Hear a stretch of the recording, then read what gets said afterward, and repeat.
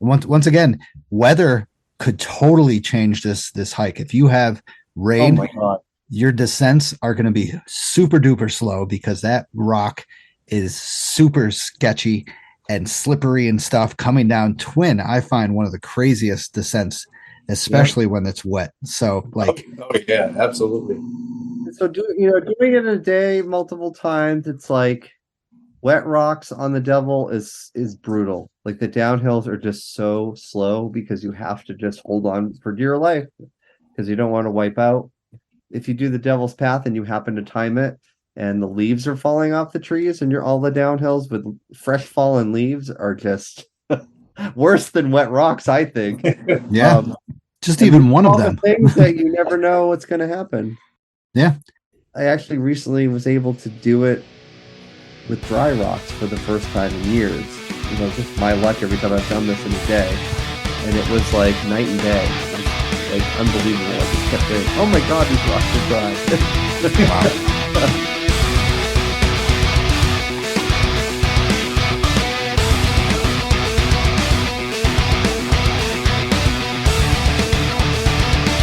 The bushwhacks were some of the worst days I've ever had in the mountains, or life, really. Whereas Panther Mountain is totally opposite. It's a mountain on top of a crater. I think the weather challenges on this incident were particularly difficult. It was really the development of New York State. Catskills were responsible.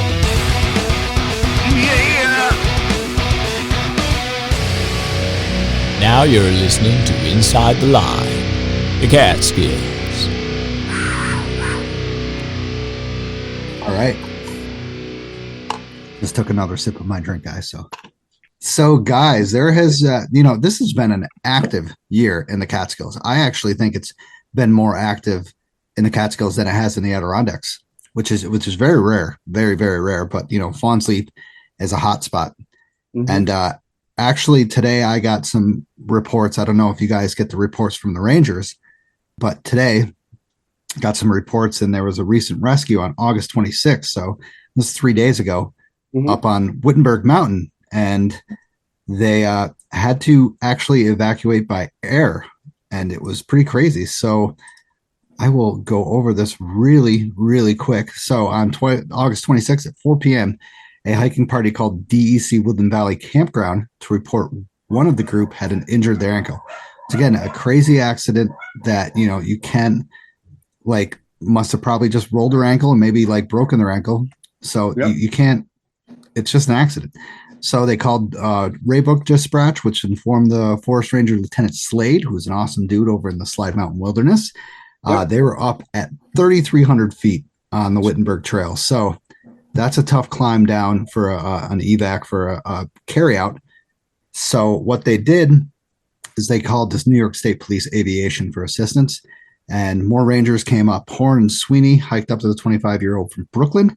Rangers Fox, Kreft, and Stratton met the aviation at the Catskills Visitor Center, so they were all flown to the top of Wittenberg Mountain, let down. I'm guessing the helicopter flew back, waited until they had everything good, and then splintered the injured ankle and prepared the subject for a hoist. And at 7:40 p.m., the hiker was hoisted and returned to the Catskills Visitor Center, where Shandaken paramedics provided evacuation. Wow. Yeah, crazy stuff. I mean, this happened a couple of years ago, I believe, at the same spot twice on Wittenberg Mountain. So I'm guessing they used probably the same spot to airlift them out. Hey, at least it wasn't from New Jersey, Greg. Are you sure? No. Right? You're right. I also heard that I think there was another rescue at Fawn's Leap this weekend, yes. This past weekend as well. Yes. No. All right. You guys got details? Because I didn't see details of that. Woman fell 50 feet off a cliff and had to get rope rescued out. It was all the information that I got. Well, there's been 4 incidents at Fawn's Leap since July 15th. Wow. Yeah. Yeah, it's a hot spot. I mean, people are there. People are trying to have a good time, and unfortunately, most of them were flooding incidents. So once again, a freak rainstorm happened, and unfortunately, one of them was a death, which you know, Well, it I think sucks. a lot of people don't realize that the Catskills are flash flood prone. And as we start getting these more heavy rain events that are localized, you may be on one area and it's not raining at all, and here comes this wall of water downhill. And that's sort of what happened to them. I don't think they really had very much rain where they were. It was all at the campground, and it came crashing down the falls and then went down the Clove. Wow. And you both are sort of locals there. I mean, Greg, I know you've lived there for a while. Mo, I know you've lived there for a long time. So you know both of that area is definitely treacherous for water.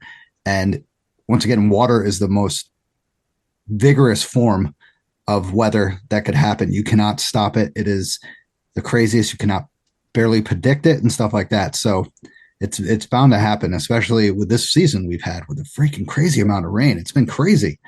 And I think, with Fawn's Leap and Dog Hole, more and more people are learning about it through word of mouth and online things, and YouTube and Snapchat, and what's the other one I'm missing? What's the new one? Facebook, Instagram. Yeah, Facebook and Instagram. But there's that other app thing that I don't use. TikTok.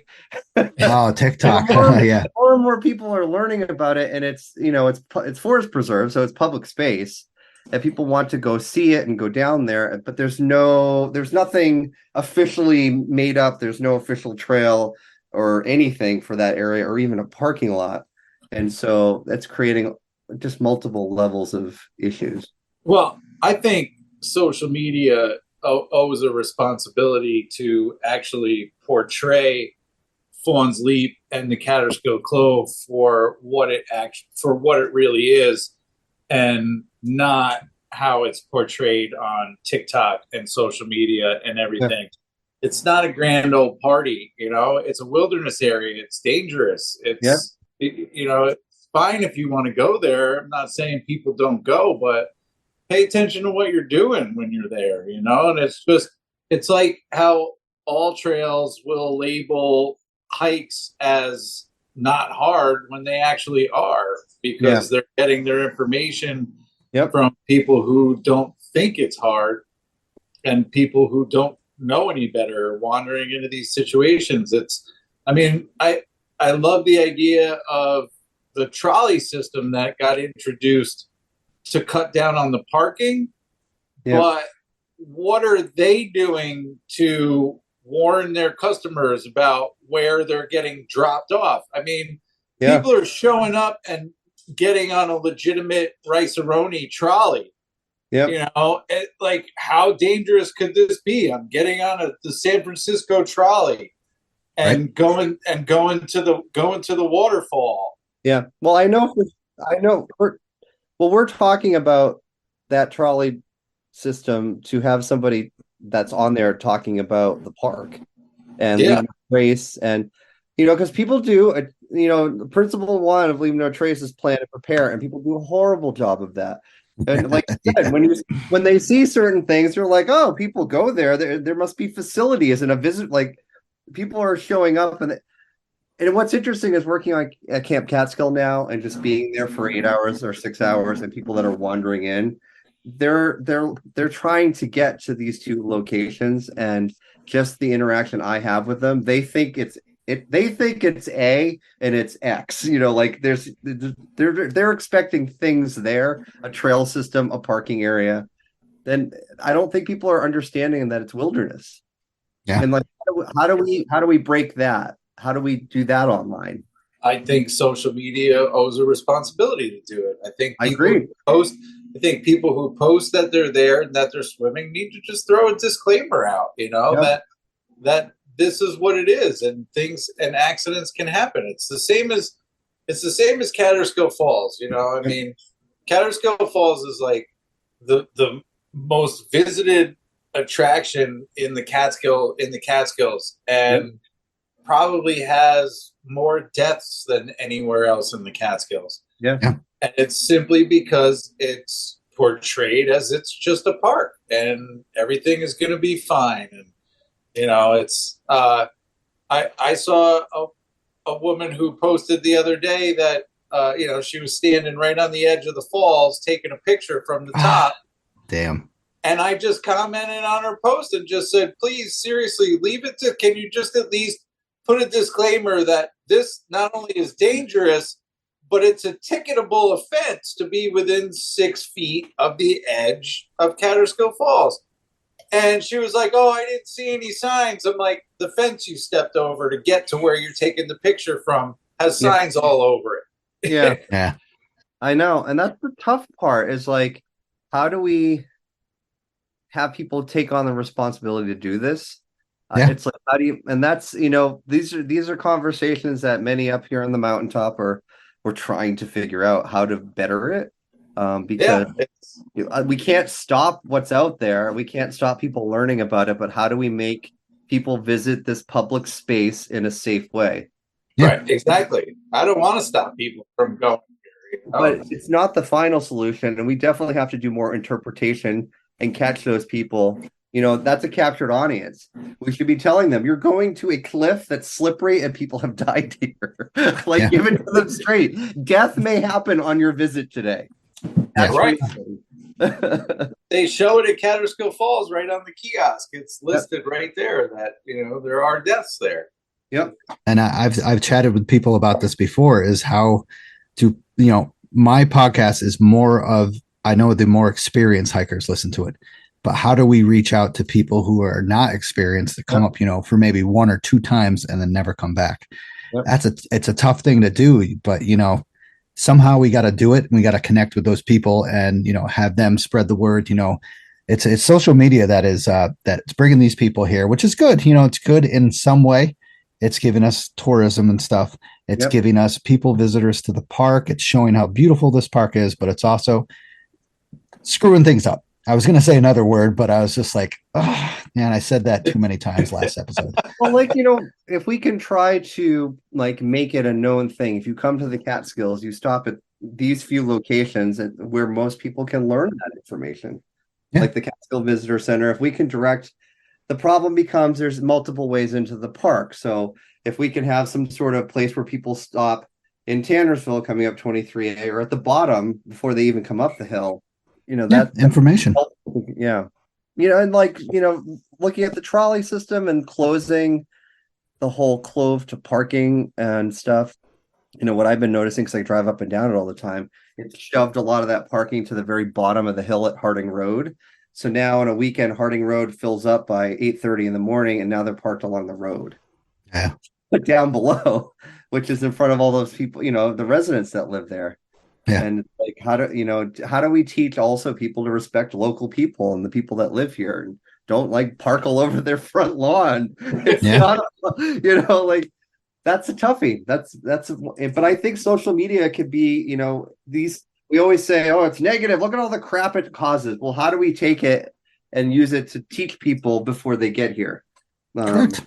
Yeah. It'd be great to put together a whole social media of snippets and these TikTok videos of all the people that have died at Catskill Falls in a minute and a half. Their pictures, the day it happened and what they were doing, I think that's not a bad idea. It's a harsh reality, but it's like rolling a DUI accident up onto a high school front lawn. On those TikTok and all these YouTube videos, it's like the severe weather event, the car crashes. That's what everybody's watching.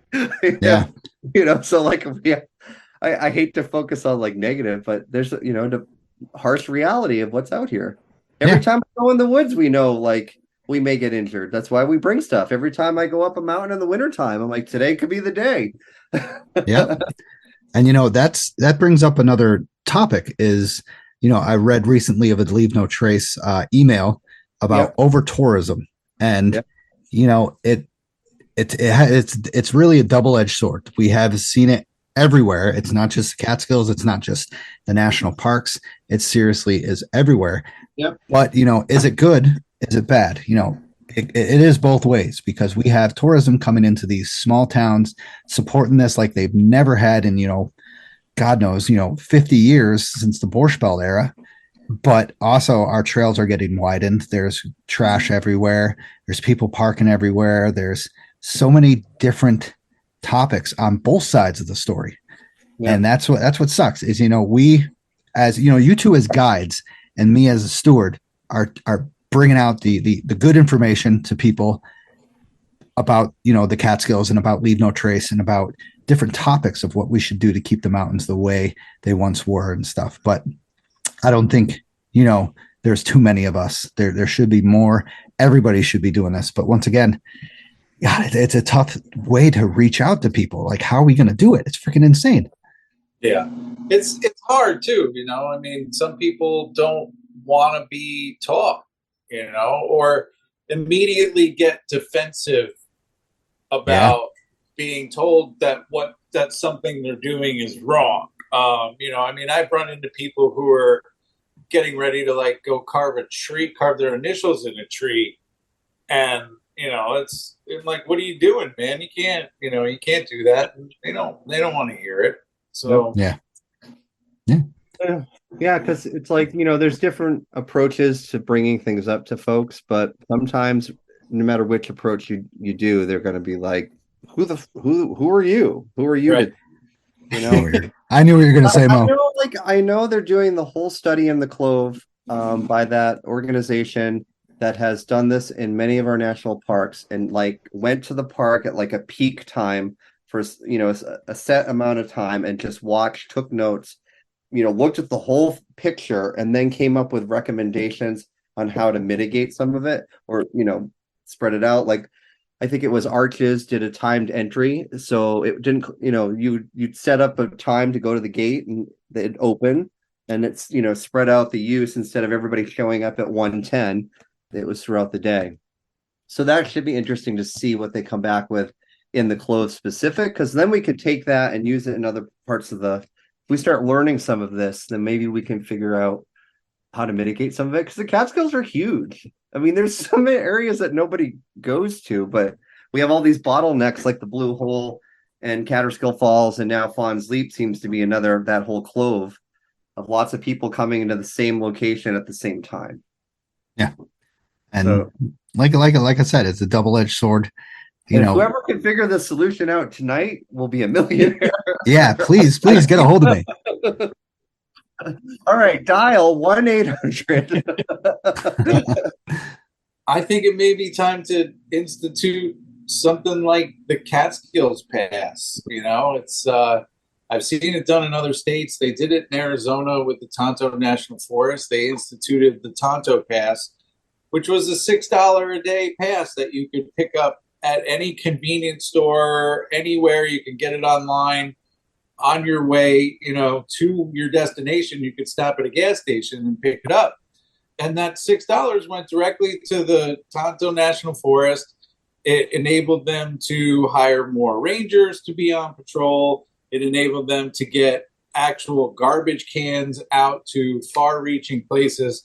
And I'm talking about spots in Arizona, a much wider expanse of wild land versus the acreage we have here in the Catskills. It wouldn't be that difficult to do something like that. It just, these things cost money, and the money has to come from somewhere. I don't like to have to pay to go hike in my backyard that I've been hiking for 40 years. But if it's something where, I already have the Empire Pass. So if it's the same thing, if you have the Empire Pass, you're fine. If you don't, you have to buy this thing, So if you have the Empire Pass sticker in your window at a trailhead, you're perfectly fine. If not, you better have this thing hanging off your rearview mirror, or you're going to get a ticket. It's just, unfortunately, the amount of traffic we have, I just feel like we might need to start looking into things like this. And I know it's not a popular opinion. I mean, I see the reactions to people with the Blue Hole with Pika Moose. They just refuse to even hike from that trailhead from September 15th or whenever it starts, May 15th to September 15th. Yep. They refuse to hike from that trailhead simply because they don't want to pay. Mm-hmm. And it's just, I don't have a problem with it. I go to Minnewaska a lot, and I never have a problem with paying the $10 entry fee to get into that park. Yeah.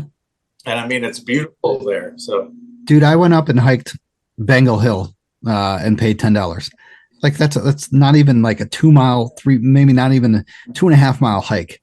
And I was Right. like, I will be happy to pay this because you know what? I haven't been to the Blue Hole in a long time, and they deserve it. You know, they're doing it. I actually checked out the area.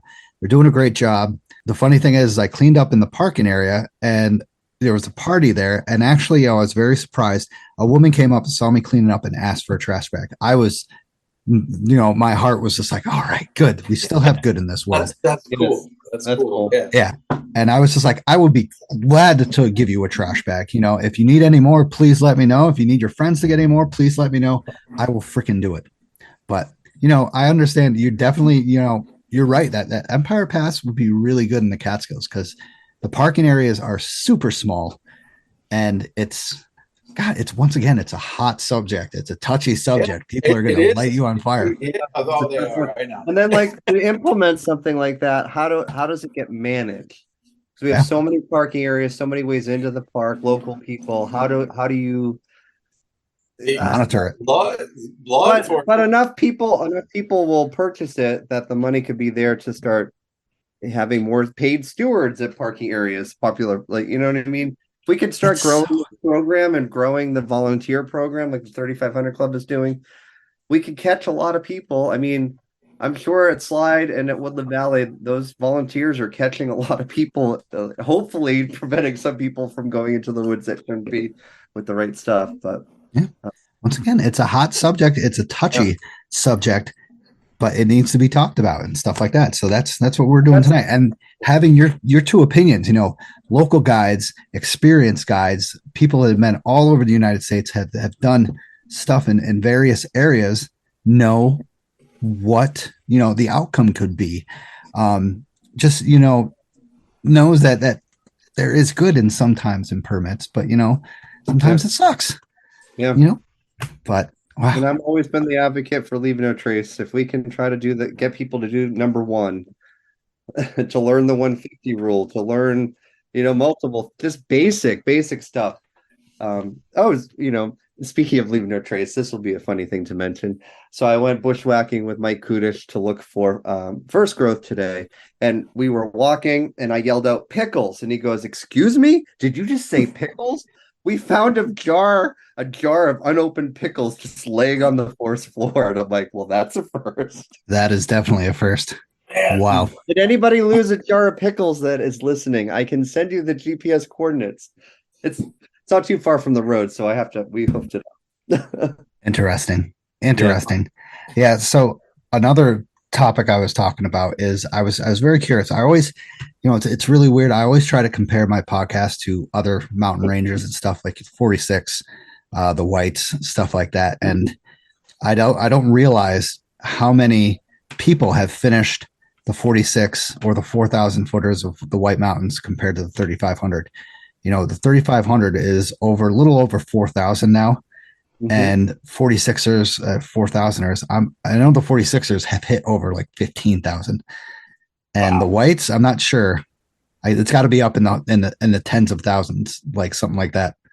I know the Adirondacks, but I gotta stop comparing myself to them because people go up there, you know, for the views and stuff like that above the summit, you know, the open summits, stuff like that. And you know, to be honest, I've hiked in the Adirondacks, and I just hate the 3 mile initiation of just walking on flat grounds and then gaining elevation. Oh, absolutely. Yeah. That's my biggest gripe with the Adirondacks too. Like, just start gaining elevation right away, please. That's why I love the Catskills. That's why I love the Whites, is because you go right up right away and you start your hike. But like the Adirondacks are just crazy, man. I don't want to hike, you know, 18 miles in 20-hour days and get back, you know, park at 3:00 because you can't get a parking area, and then leave at like 8:00 and you might have a ticket because they're like, "Oh, you've been here for so long." Like, it's just so much crap. Yeah. Sorry, 46ers. Didn't mean that. But yeah, I always compare this podcast to the others, and I'm just like, damn, it's crazy how little we have here, but how much we have here. Because, you know, the 35 is absolutely crazy and beautiful and amazing history, stuff like that. Yeah. And we just don't have the open summits. That's all we don't have, but we have steep gains. We have some challenges. We Yeah. have beautiful walks through forest. We have endangered species, all the above. Beautiful places to stop at, beautiful towns. It's crazy. Well, the Catskills are definitely hard mountains. They may not be super tall, but they're just as hard as any, White Mountain. I did Mount Washington on Sunday, and I don't find that nearly, to me, as bad as going up Wittenberg from Woodland Valley. Yes. I don't know why, but going up Amanusic Ravine up Mount Washington to the Lake of the Clouds was like a dream compared to going up Wittenberg from, because the way our mountains eroded or, make them difficult, and our mountains are not, they're reverse mountains. They weren't pushed upwards. They were eroded down like the Grand Canyon. And Yeah. the mountains that are here, the surface didn't erode as quickly. And I find, after doing the Pemi Loop, Mo, I found that the rocks in the whites are grippier than the Catskills.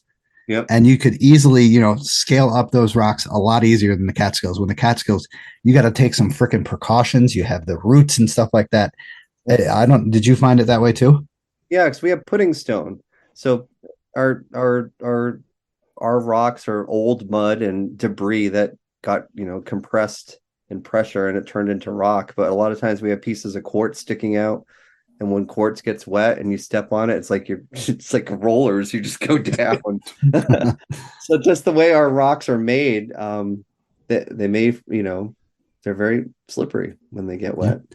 And the whites are granite, which a lot of the granite, the way it breaks down, it creates these really jagged, tread. So it just like slows you down. I mean, when granite in New Hampshire gets wet, it can be very slippery. Not to say that it's not, but I do find ours sometimes a little bit extra different.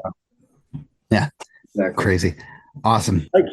I don't know how many people have finished the New Hampshire 4000s. They don't have like I've been Googling, but no idea. Yeah, it's got to be very, very high because I see, a lot of people have probably finished, and a lot of people from every which way possible comes up there, and they get. I forgot how many millions of visitors they get per year, but they get a lot. We get, I read that we get like 6 million visitors per year, but I'm trying to figure out where those people go. They go to Catskill Falls. Yeah, right. As of April 2019, so this is before the pandemic, 14,413 people have said, and 324 dogs have reported finishing the New Hampshire 4,000 footers in the White Mountains. Wow. So they're just only 843 have done them in the winter. Jesus. Wow. Well, unbelievable ratio there. Yeah. I mean, the above tree line mountains in the winter. Personally, I haven't hiked. I don't think I've hiked any mountain in the winter above tree line in the whites yet. It's on my list, but I'm treading carefully. Right. Yeah, that's a crazy ratio. Being on those mountains in the summer, it's like I can't even imagine what this is like. You have to have the perfect day, I think, to go up there. I know people do it in all weather. Kudos to them, but it's not something I'm running to do anytime soon. Yeah. Crazy. Yeah. I was curious. So I was comparing numbers basically of finishers of 35, 46, and 4,000 footers. So, but the way I look at it, huge ratio. Being out there all the time on our bushwhacks, like Lone, Rocky, Friday, Carroll, and North Dome, we're at what, 4,400, 4,300? Yep. Roughly. So I'm like, all right, add 6,000 more people to walking on these mountains. What will this look like? And they're trailless peaks, but there are paths that are forming, and every different, some mountains multiple ways up them. And so I'm like, I try to interpolate out what 6,000 more people. Yeah. And it's like, oh my. And a lot of our herd paths, I don't know if people realize this, many of our herd paths go through rare and sensitive habitat and rare plants. And it wasn't, it's not on purpose. It's just, it was probably the more easier way up the mountain sometimes. I know the pandemic has shifted some of the herd paths to, kind of not the normal way up. Mm-hmm. Have kind of pivoted a little bit, but it has been interesting to see a lot of our herd paths do go through rare plants, and it's like, oy vey. Yeah. it's definitely once again another touchy subject. Yep, exactly. But hopefully I'll get somebody on and we'll discuss that even further later Yeah. on. All right. So awesome discussion for the beginning, guys. This is great discussion. A lot of good information. So welcome everybody to episode 90 of Inside the Line, the Catskill Mountains podcast. I have my friends Joe and Greg, who have been previously on episodes with me, and we're here to talk about epic traverses in the Catskills. These guys have been on probably all these traverses in the Catskills. I would say, I'll admit, I haven't been on all these, but I've done some. But these guys have done it all, and they are experts at these traverses. So welcome to the show, guys. Howdy. Hello. Hell yeah. So also thank you to the monthly supporters, Darren White, Vicky Ferreira, John Comiskey, Jim C., Michael Bongner, David Mead, Matt Smith. Thank you guys very much for supporting the show. Also, thank you Outdoor Chronicles Photography for supporting the show. Molly from Outdoor Chronicles Photography specializes in adventure elopement and adventure couples photography in the Catskills, Adirondacks, and White Mountains. She is also an officiant for getting married and a licensed guide, but she is also a story maker. Molly won't just give you photos, she'll give you memories that will last forever. Don't hesitate to get a hold of Molly on all platforms. Also, have you ever wanted to learn more about hiking or backpacking in the Catskills, or even just brush up on some of your old skills in the backcountry? Check out Trailbound Project, a hiking and backpacking school. Scott and Joe from the New Jersey Search and Rescue Team have amazing backgrounds in wilderness first aid and wilderness first responder and the Mountain Rescue Association. They are there for you to learn old and new skills of hiking and backpacking. They teach anything from first aid to map and compass and many other skills that could help you and others while out on the trail. Check them out on their website and all social media platforms. All right, what are you guys drinking tonight? We kind of went over this, but let's go over this again. Well, I don't normally drink too often, but after the week I had, I'm like, could be an umbrella. I have Red's Wicked Apple, so I am a cider fan. Nice. I always like to try different ciders from different parts of the country. I went across the street and they didn't really have much of a selection, so that's what I ended up. Where'd you go across the street? How about we tag that, Mo? The Sunoco station. Okay. Nothing wrong with that. Like probably I could see you sprinting across the street. Oh shit, I gotta get this for Stasha's show. Well, I looked inside the refrigerator. I'm like, I have seltzer. Iced coffee and seltzer, which no, I do like hard cider. It's good stuff. Good. Greg, how about you, sir? I am drinking a Cayman Jack strawberry margarita. Sounds good. It is like one step up from the White Claw. But it's what was in my fridge and it's on hand. Is it good though? Yeah, it's actually good. They make a couple different flavors. Strawberry is not my favorite, but the watermelon one is delicious. Nice. Sounds good. I'm having a simple rum and Coke. This has been a busy freaking day, like crazy. So nice.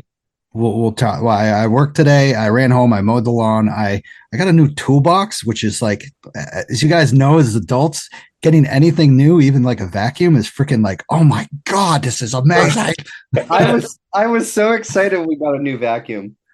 See, our old one was terrible, and I'm like, oh my, I'm old. I assembled that, and I was just like, oh my god, I'm a new man. I am fully grown now. But you know, I mean, we're getting into the like previous hikes. I went to a local place called R. Milton Hicks State Forest, and I just walked around some old, very, very old, I wouldn't say they're trails, but they're marked, but they're not trails, and checked out an old, kind of like a lean-to, very old lean-to that's very, very decapitated. Nobody comes there anymore. Everybody just hunts there. And there's a great pond with big, huge beaver dam. Just check that out today. It's pretty cool, pretty neat. Wildflowers are out. Raspberries and the blackberries are going like crazy this time. Goldenrods are out. Bees are out. It was beautiful. It was a nice day. So I enjoyed it thoroughly, even though it was only like 45 minutes of hiking. Cool. How about you, Mo? Well, today I was out with Dr. Kudish. We were hunting for what he calls an entry point of first growth. So, as many people may or may not know, the tops of many of our Catskill high peaks are first growth. They were never logged, never burned.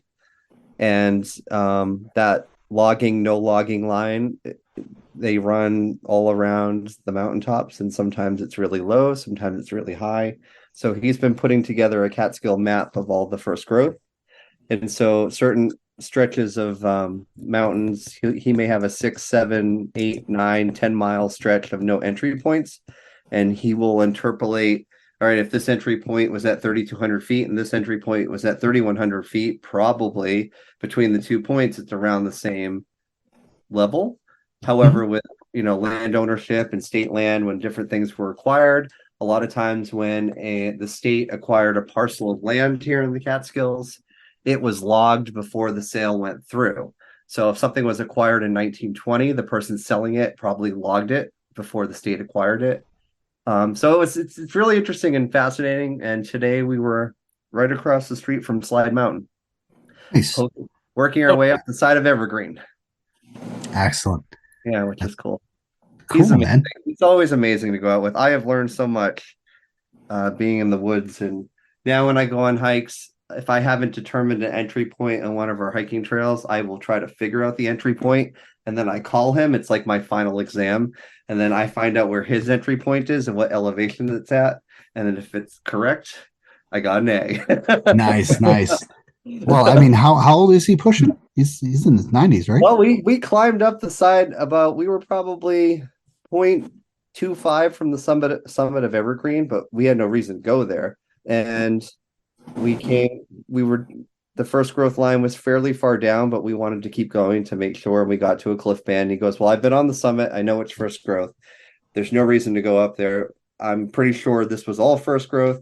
So then we went east and decided to go back down towards the car, and we realized, oh, this is a cliff band. And at 80 years old, he was swinging from trees. Nice. Amazing. And we came, but it's just awesome. It's awesome to be out there with him. And he's like, most 80-year-old people my age would be sitting home watching TV. Right.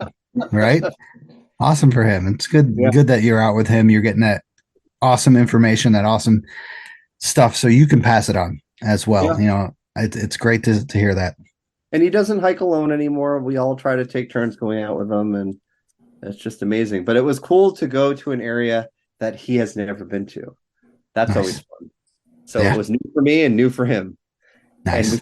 And we found a jar of pickles, which I've already said before. It's the most random thing I've ever seen in the woods. But how were the pickles? Did you try? I was afraid to open it. It looked like it was from the 1960s, to be honest. You got to open them like a champagne bottle, make sure it doesn't blast in your face. Yeah, we couldn't find like an expiration date. The label was worn off, but it was a glass jar of pickles. Yeah, the jar did look pretty fancy. It did. It actually looked like it had the curvature of pickles around it. So it definitely was a real pickle jar. Like, the more I thought about it, next to it, like, we didn't poke around for too long because we had a mission, and this was at the beginning of the day. I think what happened was it was probably a bear dragged like a garbage bag or something up the side of the hill that had a full unopened jar of pickles in it. Because there was like some sort of like plastic that was really deteriorated next to it, and I'm like, I can't pick this up, it's just disintegrating. So we just left that.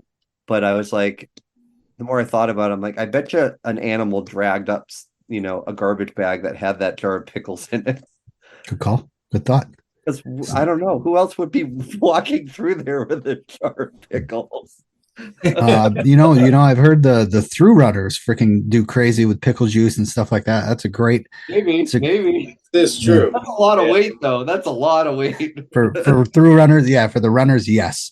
Those they carry like 1 ounce. Greg, how about you, sir? Me, I didn't do anything fun today. I went to work and did electrical work. What was your last hike? I just got off an entire weekend of guiding a fly fishing camping trip to the headwaters of the Beaver Kill. Nice. So you want to talk about old growth, first growth forests and beautiful beaver meadows. It's amazing back there, man. Yeah, I saw birch trees that were just ridiculously old and huge, just standing tall and proud out there. And, we really weren't even like that far away from a trail, but you get back in there even like 3/4 of a mile into those beaver meadows, and it's like you're in the middle of nowhere. Raspberries and wildflowers, and we even hit a couple of small blueberry patches. But the bears had just decimated any berries that were still around. There were bear trails through the high grass that looked like people were running bicycles through there and walking like 2 by 2, shoulder to shoulder. They were that wide and that packed down. But yeah, it was amazing. And we caught about a dozen trout. Most were catch and release, except for 3 of them that ended up alongside our venison tacos for dinner. Oh, excellent. Those venison tacos. That's Greg's specialty, just to let you know. They're good. It sure is. Very Definitely. Good. Yeah. Awesome, guys. That's incredible. Beaverkill and Evergreen, both places that are seldomly visited. So stay away from those places, actually. Yeah. Don't go. It's horrible. It's freaking ridiculous. Actually, just hire a guide if you want to go. Yeah. Hire a guide. Once again, we'll talk about that later, actually. So I'm going to hit up these sponsors in a second. It's a beautiful sunset happening right now, by the way. Oh my God, it's crazy. It's crazy. It's cloudy up here. It's cloudy up here. There it is outside my window. Oh, wow. Greg, you got a better one than me. Wow. I have clouds up here. I got nothing. Oh, that's okay. Actually, what was super cool is this morning driving in, there was through Deep Notch 42 in Westkill, where I went up the big hill. There's all those fields there and houses. You could see the clouds spilling through the notch from the south. Nice. And it was bluebird sky. And then I went through the notch and came on the other side, and it was like total cloud cover. It was super crazy. Cool. Love that area. God, that's one of the best drives in the Catskills. I love going up Deep Notch. I will text you the picture right now because it was so cool. Sweet. It was one of those like moments where I was like, I have to take a picture of this without crashing. pull over on the side of the road, put the hazards on. Legally, yeah. All right, so I'm going to get on to the sponsors real quick, and then we'll get into the topic of the night. So, is it time for some new gear in the Catskills? Say no more. Camp Catskill in Tannersville has all your hiking needs.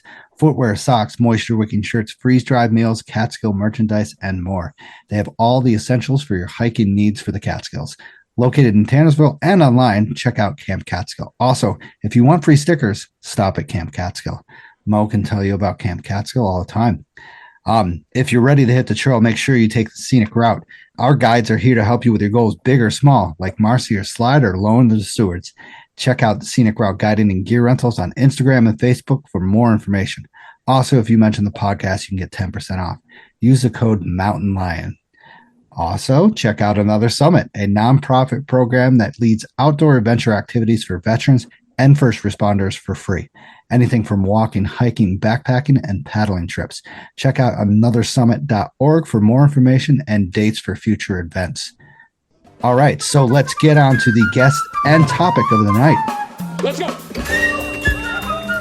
So tonight I have my friends Mo Lamar and Greg Calabrese here, both guides of the Catskills, and we're here to talk about epic traverses in the Catskills. So welcome to the show, guys. Howdy. All right. So Greg, how about you give you guys are like, did you say howdy and hi at the same time? Yeah. I love it. These guys are best friends. They've hiked so many times. It's crazy. It's awesome. Funny when you're best friends and then you become a hiking guide. You never see each other. But you guys are great for the Catskills, and I love seeing about your stories. You guys both have amazing stories that you do with your guiding. So I think, and I thank you for doing your guiding in the Catskills, because you guys have taught us a boatload of information, and we'll talk about your guiding in a little bit. So Greg, why don't you give a background really quick about yourself, sir? Grew up here in the good old town of Catskill at the base of the Catskill Mountains, the Great Northern Catskills, the escarpment section of it. Been running around in that section of the Catskills probably since sometime around 1985. Traveled around the country doing hiking. Lived in Arizona for a long time, in Phoenix, Arizona, and traveled all over that beautiful state, doing hiking everywhere from straight desert sand dunes to the high mountains up outside Flagstaff. And I love being outside. I love showing people the Catskills. You know, I'm back here, back home in good old Catskill again, and I like showing people these mountains that aren't really mountains. Excellent. Greg, thank you. You were also on, Greg was on number 10, episode number 10. So check that out. And Greg is also a guide as well. So how about you mention your guide? You didn't mention that. That's really, come on, man. I did not. Yeah, so I own Rip Van Winkle Adventure Guides here in Catskill. We do I guide for basically everything except for whitewater rafting, ice, and rock climbing. So I guide backcountry hunting trips, fishing trips, kayak tours, and hiking and camping. Yeah, I will link both of your Facebook and your Instagram on here. So check out his stuff. He posts some amazing pictures of his kayaking, and it's crazy stuff. So Mo, thank you, Greg, about that. Mo, so why don't you introduce yourself, a little background about yourself too. All right. Well, I grew up in Eastern Massachusetts, went to college in Northeastern Vermont, and have a degree in environmental science. The White Mountains is where I fell in love with the outdoors, hiking all through college and before. We have a family place in Stark, New Hampshire, which is just north of Mount Washington. 2000, after college, moved back to Massachusetts. In 2016, I had the opportunity to through hike the Appalachian Trail that goes from Georgia to Maine. And when I finished that in September of 2016, I moved here to the Catskills full time and worked through the process in 2017 of getting my guide license and then creating an LLC and running Hike On Guides is what I do now full time. And I specifically just do camping and hiking. I do not do fishing or hunting. see, two diverse guides on here to show you different ways of backpacking and, of course, maybe hunting or fishing or anything that you need. Rip Van Winkle Adventure Guys, Hike On Guides. Check those two out. So since we're talking about through hikes, guides are very, very helpful on through hikes. If you have to backpack, number one, if you just need that extra support, you guys are guides. And what can you bring to the table with hiring a guide? Well, in my head, I have the top 10 reasons to hire a guide. So I'll say number one that I think is the most important. If you hire a guide, they're the ones that take the cobwebs in the face. Correct. That's definitely true. I think one of the most important things we bring to the table as guides is that we take the complications out of your trips. We handle the logistics so you can just kind of kick back and enjoy what you're out there doing. We're the safety net, we're the direction, we're the compass, we're the map. It's what we do. We take the fear out of it for a lot of people. And I know Mo really instills a lot of confidence in the people that he's taken on their hiking journey.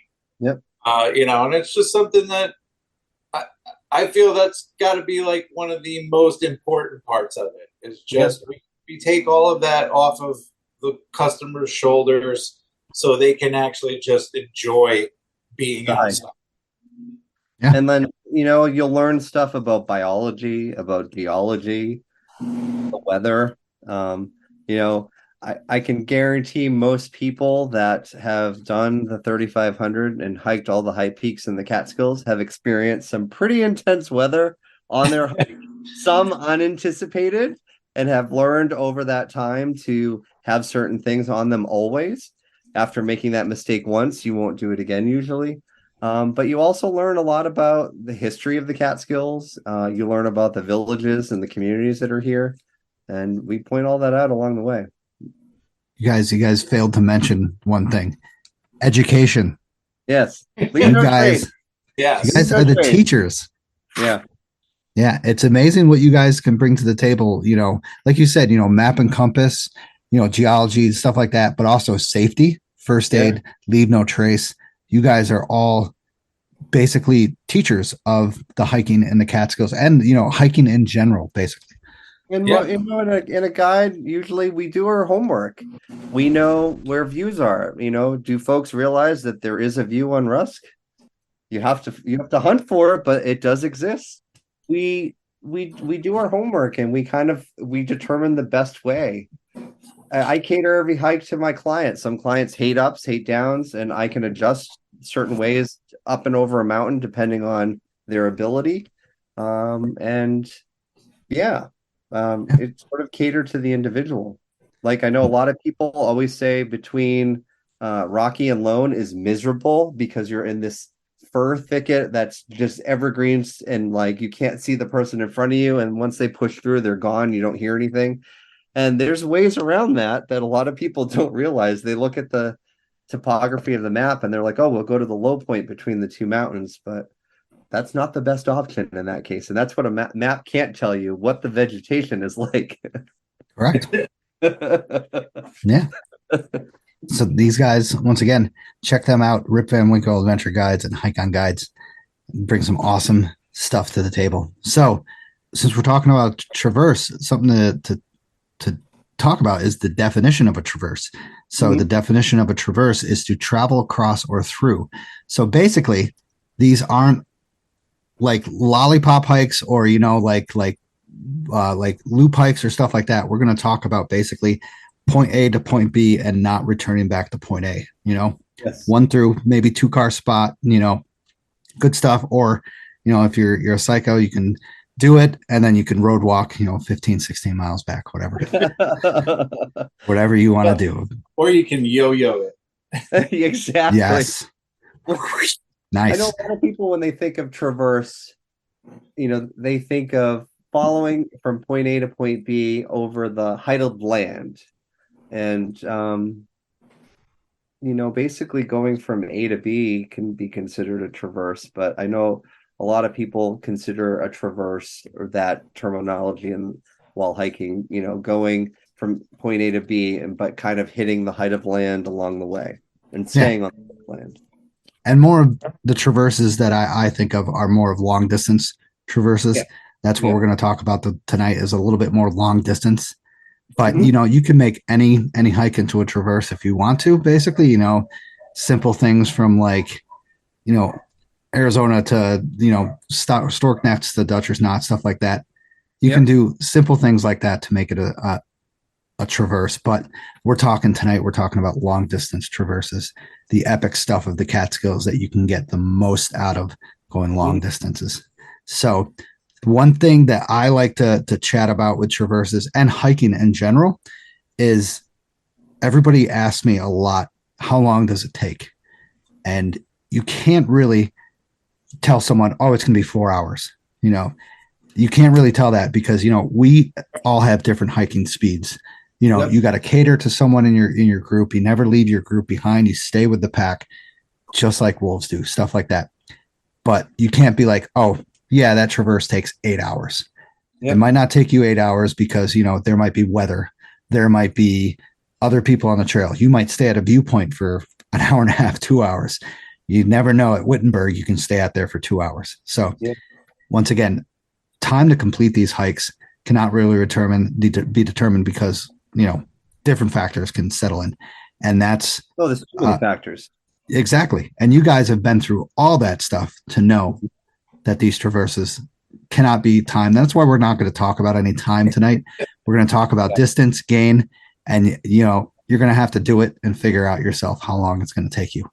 Well, the thing is experienced hikers can judge their own time, estimate their own time by looking at things on a map. I mean, I could look at a traverse on a map and see the topography of it and kind of judge somewhere within a couple of hours of how long it would probably take me to do that. Exactly. Would I tell someone else it would take them that long? Definitely not. I would use that just on my own. And then, like you said, Stash, it also still, there's so many factors that determine within that, like whether you decide you want to stop and hang out at a viewpoint and talk to people or keep moving, or you get hurt, you get tired, you never know. So there are those things. But yeah, I mean, experienced hikers who know their pace can probably judge some of these traverses to within a few hours without having ever set foot on them. But there's a lot of leeway in that judgment, Yep, totally. And especially with going back to part of Leave No Trace, which is plan and prepare, is also leaving a plan with someone behind. So you kind of need to leave some sort of time frame. Yeah, good point. When you think you'd be done. And people ask me this all the time. I mean, so many people record their activity in the woods. And so what you can do is take the miles that you hiked on your recording and divide it by how many hours it took moving time, and you get your average pace per hour. And then if you take 6 hikes and do that, and then take all of those numbers and average it out, you can get your average moving speed. Mm-hmm. And then you just, do that based on how many miles it is, and kind of figure out rough time. Yeah. To kind of give yourself a window. At least you're like, well, I'm not going to finish it any faster than this, probably. Yeah. And always add 30 minutes to your average moving time for every 1,000 feet up or down. Yep. Exactly. And don't always trust all trails that say, oh yeah, you can do this 8-mile hike with 4,000 feet of gain in 2 hours, 2.5 hours. Oh my God. Don't trust all trails at all, because I'm seriously convinced. I love them as a resource to find hikes, but I'm seriously convinced that the only people who post to the site are trail runners. Yeah. Because everything is just completely fast. Yep. Yeah. Very true. Yeah. And once again, like, it's tough to determine. That's why I said, if you ask someone, they don't take their answer and be like, oh yeah, I could do that 6 hours. And then all of a sudden it turns into an 11-hour day, because of the rain, because of maybe the snow at the time, or just your uphill pace is a lot slower than everybody else's, Right. Once again, right. Something to take and consider. Also, big thing, leave no trace. Bring your 10 basics on your backpack every time. Leave no trace. Absolutely. Carry out what you carry in. Yep. It's a big thing, especially on these traverses, because who knows what's going to happen. Med kit, anything could be helpful. You have 20 to 26 miles, you have a 10-mile hike, something could happen. You might need a shelter at night. So, and I think as a guide, and Greg will understand this as well, it's one of the hardest things of the job is we get the question, how long will this hike take? It's like, well, we've never hiked together, so that's going to be a tough question. However, I can give you the average, and what I usually do is I take all the recordings of said hike same way and said, well, this is the fastest and this is the slowest. We'll be somewhere in the middle. Nice. Until I get to know the person, like, most of my clients that I've gone out many times, I know their pace, but somebody new. That's one of the questions usually. How long is this going to take roughly, just so they can make plans and stuff, which I get. But that's always a tough one to give them an answer to. And I always tell people, if you're hiking in the Catskills and you're coming up, even if you're an hour away, don't plan dinner at 7. Like, there's way too many things that could happen. Try to keep after the hike open. Like, people are like, I have an appointment to be at a certain time. And I'm like, okay, well, that throws that into a mix. Yeah. That all depends on how fast you want to hike. Yeah, exactly. I always, when people ask me that, I usually judge, when we set a hike that we're going to do, so I know what we're doing, and they're like, well, how long do you think it takes? I give everybody 1 mile to 1.5 mile pace. Yep. Not knowing who they are. So, I mean, 1 mile an hour is extremely slow. Yep.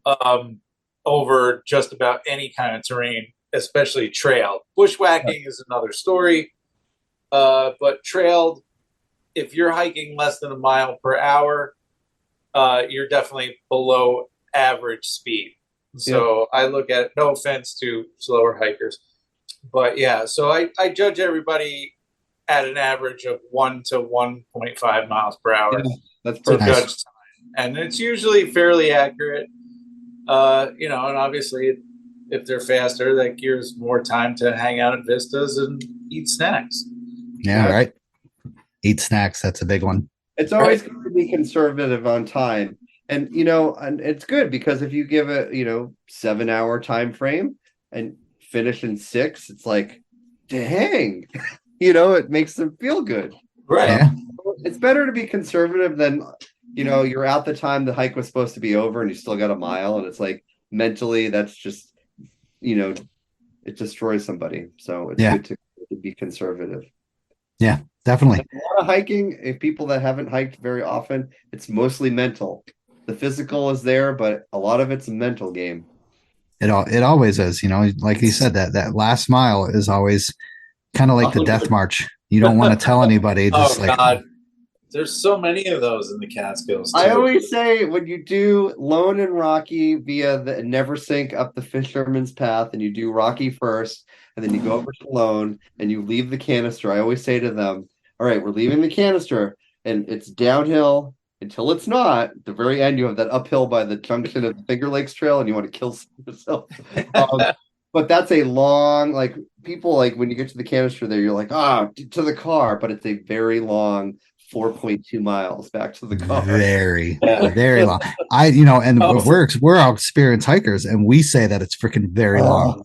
Every time I do that hike, I was like, I say to my client, I'm feeling it too, so don't feel bad. Oh man, Mo, from that junction, from the Finger Lakes Junction and the Table Mountain Trail to the Denning parking lot, it's got to be the longest, dumbest 2 miles. You know what's so funny though? So what I do with my clients when we get there, this is the song that never ends. I say, this is the trail that never ends. We start singing that the whole way out because it's like, oh my God, how could, it's like the road is getting longer as you're hiking it. Like you're going up the down escalator and you're not getting anywhere. Yeah, definitely. See, we all know that march. We all know that feeling. Yep. All right. So let's get on to the first traverse that we're going to talk about, which is, I think, one of the best traverses in the Catskills. The first one that kind of you should start off with is because there's a lot of people on it. Number 1, number 2, beautiful views. Number 3, it's got great trail markers and stuff like that. So Burroughs Range is an awesome area to first start off in the Catskills for your traverse. Let's go over some statistics. So around 9.6 miles, 3,600 feet of gains. You hit 3 peaks. It's an easier traverse. Yes. I would say it's still difficult. I got to admit, it's still difficult. You do it in a day or a backpack. Several places to camp, and it has, of course, Wittenberg, Cornell, and Slide, some of the best views in the Catskills. I can't say anything else about this through hike except the fact that it's amazing and wonderful. You hit everything. Mm-hmm. Oh yeah, you absolutely do. It's one of the best. It's in my opinion, it's the triple crown of the Catskills traverse. It's the Burroughs Escarpment and the Devil's Path, and it's definitely one of the crowns. And I recommend. Go ahead, Mo. No, I was just gonna, like Greg said, when people are talking to me about working on the high peaks, I'm like, do Slide in the winter. Check that off. And then when you need to do Slide again, try to do it as a traverse. And I always say to people, if you like downs, depends on which you prefer, going down or going up. And depending on the person, I'm like, either go up Wittenberg to Slide and end at that end, or do it reverse, depending on which you prefer. Yeah. But it's that ridge line between Cornell and Wittenberg is just epic. It's so pretty. Beautiful. Walk through those amazing balsams and just getting that feel that you're you're in the absolute middle of freaking nowhere is just fantastic. And that traverse is it's wonderful. And then to do that as an overnight, you get to spend so much more time. exactly. And if you can time that traverse when the wild azaleas are in bloom, oh, amazing. Nice. Yeah. I got to admit, there's some going up Wittenberg and going up Slide is some technical climbs. Of course, you got the Cornell Crack. I don't find that technical, but I was so underwhelmed when I got there. I was so nervous about the Cornell Crack. Greg actually was, he was the one that went through the first time I did that. And I'm like, this is the Cornell Crack. I find the 3 scrambles on the eastern side of Slide to be worse than the Cornell Crack. Yep. And no one ever talks about those. Yeah, those are tricky. correct. Yeah, you don't want to slip there. And the Cornell Crack is difficult if you're going up it in the wintertime. If there's like ice on there's no place to wedge yourself. That's a little tricky. I will definitely Greg and I did that in the winter, and we basically did rock, paper, scissors to say who's going up first and who's putting rope for the second person. Nice. I lost. I had to go first. Yeah, I can say I've never done that in the winter though. I mean I've done the Cornell Crack in the winter, but I haven't done the we'll traverse. Have to fix that. Well, let's fix that this winter. Yeah. Hell yeah. We'll do a car to car. Hell yeah. Hell yeah. So once again, this is one of the first ones you could start off with. Beautiful hike, of course, traverse point to point. So you'll need 2 cars, or, you can make it into a longer traverse and hike down the Woodland Valley Trail and back to Woodland Valley, or you can go back, hike up, which is the Death March up Woodland Valley area, back up the Slide, which is pretty crazy with those steps. I've had a lot of people that I've known have gone up and over Slide out to Wittenberg and back as an out and back. It's a long day, but people have said I prefer doing that than going up or down from Woodland Valley. And those that have that traverse or done that hike understand what that means. Right. That Woodland Valley Trail gets no love. Right. Oh, there's some big trees up there, though. There are. Definitely. So next, we have one of the best backpacking hikes in the Catskills that gets everybody's hearts. It gets mine. The Escarpment Trail. Oh, My favorite. Yeah. 24 to 26 miles, 5,000 to 6,000 feet of elevation gain loss, 2 high peaks, maybe 4 if you want to go over to Black Dome or Thomas Cole. It can be done in a day. It's a long day, but I guarantee Mo and Greg have done both them in a day. I haven't done it in a day, so you guys can talk about that. But you start anywhere from Peck Road to Elm Ridge and then end all the way down at you can end 2 places at North South Lake Camp ground, or you can go around the full escarpment and make it an amazing stop and go to Scott Road, where you don't have to pay for parking, which is what I preferred. You don't have to pay inside. Scott Road is the official end. Yes. Correct. Yes. Yeah. Correct. So, and then you got Catskill Falls if you want to stop and, take a breather and admire all the people that you missed on the trail because you didn't meet any people on the trail. So a lot of different factors can go into this hike. You have several places for a lean-to. One lean-to is Batavia Kill, and there's one up at Windham High Peak, of course, right below Windham High Peak. Several places to camp. Greg and Mo, you might have a little bit more information on where to camp on your second day. You have water sources down at Dutcher Notch. You might have to travel a little bit to get to that, but you have different creeks and streams to get your water as well. But the thing is, views, walk through some amazing forests, some amazing secluded areas, and some good ups and downs. I got to admit, some people underestimate those ups and downs going up Arizona and Stopple. Yeah. So Greg and I have done this trail both ways in a day. And honestly, I find the escarpment harder than the Devil's Path. Absolutely. I don't know why. I have no idea why, but every time I do, I've done both. I find it so much harder both ways. If you start at Scott Road and go to Windham, or if you start at Windham and go to Scott Road, it's like, I don't know. It's something about that trail. It's tough. Wow. Interesting. Yeah. I think what makes it harder than the Devil's Path is the terrain of it. There's longer sections that are rockier through there that make it harder to get a good pace. Yeah.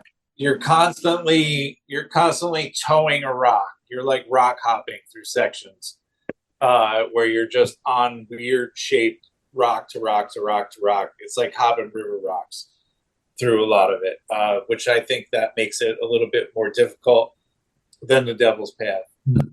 But then on the other hand, too, when you round around like Acre Point and Burnt Knob and that section, that's some of the most beautiful runnable areas in the Catskills.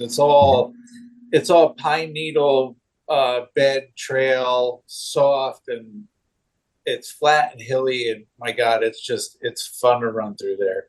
Yeah, it's beautiful. Yeah. And not only the views, like you said, those forests that you go through over, and Arizona Mountain has one of the coolest spots that I think of, going through that little plain. Yeah.